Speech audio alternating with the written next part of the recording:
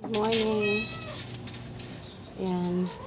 Medyo masama po ang pakiramdam ng aking mga alaga kasi ilang araw po tayo nag-uulan. Lagi po silang nababasa ang kanilang higaan.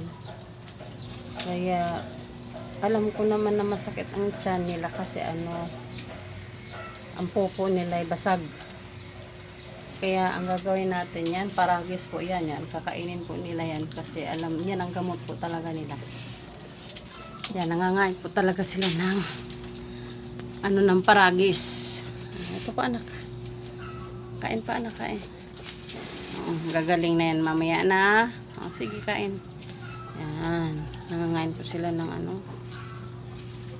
paragis. Yan. Ito pang aking inday. Yan ang aking inday. Nakain din siya.